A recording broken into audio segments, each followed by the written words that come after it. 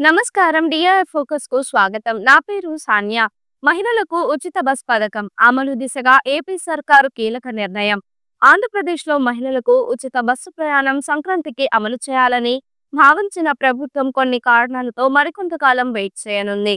ప్రధానంగా ఈ ఉచిత బస్సు అమలవుతున్న కర్ణాటక, తెలంగాణలో ఎదురవుతున్న ఇబ్బందులను కూడా పరిగణలోకి తీసుకోవాలని ప్రభుత్వం భావిస్తోంది. కూటమి ప్రభుత్వం ఎన్నికల సమయంలో ఇచ్చిన హామీల అమలుపై తాజాగా దృష్టి సారిస్తోంది. ఇందులో ప్రధానంగా మహిళల ప్రయాణానికి ఉచిత బస్ సౌకర్యం అందించేందుకు ప్రభుత్వం కీలక అడుగులు వేసింది. ఈ పథకం అమలుపై సమగ్రమైన అధ్యయనం చేయడానికి కేబినెట్ సబ్ కమిటీని ఏర్పాటు చేస్తూ ప్రభుత్వం ఉత్తర్వులు జారీ చేసింది. మంత్రుల కమిటీ ఏర్పాటు, రాష్ట్ర రవాణా శాఖ మంత్రిని చైర్మన్ గా నియమించి హోంశాఖ, మహిళా శిశు సంక్షేమ శాఖ మంత్రులను సభ్యులుగా చేర్చుతూ గ్రూప్ ఆఫ్ మినిస్టర్స్ కమిటీని ఏర్పాటు చేశారు. దీంతో రవాణా శాఖ మంత్రి మండిపల్లి రాంప్రసాద్ రెడ్డి నేతృత్వంలో హోంమంత్రి అనిత, మహిళా శిశు సంక్షేమ శాఖ మంత్రి బొమ్మిడి సంధ్యారాణిలు ఈ కమిటీకి సభ్యులుగా వ్యవహరించబోతున్నారు.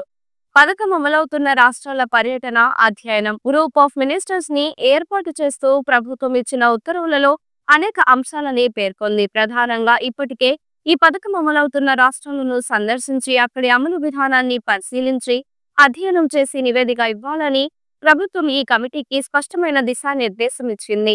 ఏ రాష్ట్రాల్లో అమలవుతోంది? మహిళల ప్రయాణ సౌకర్యం కోసం ఉచిత బస్ పథకాన్ని అమలు చేసిన కొన్ని రాష్ట్రాల్లో ఈ విధానం విజయవంతంగా కొనసాగుతోంది. కేరళ, తమిళనాడు, తెలంగాణ, ఢిల్లీ వంటి రాష్ట్రాల్లో ఈ పథకం అమలవుతోంది. కమిటీ నివేదిక దేనిపై ఉండబోతోంది?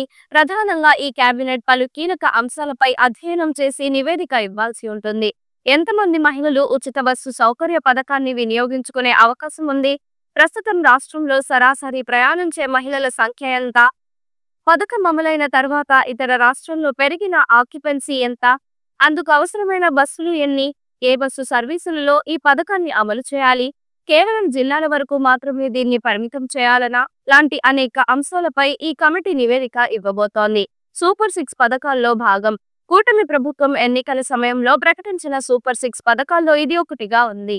ఇప్పటికే ఇందులో భాగంగా దీపం పథకాన్ని అమలు చేసి సంవత్సరానికి 3 వంట గ్యాస్ సిలిండర్స్ ఉచితంగా అందించే పథకానికి ఇటీవలనే శ్రీకారం చుట్టింది రాష్ట్ర ప్రభుత్వం. దీపావళి నుంచి ఈ పథకం ప్రస్తుతం అమల్లో ఉంది.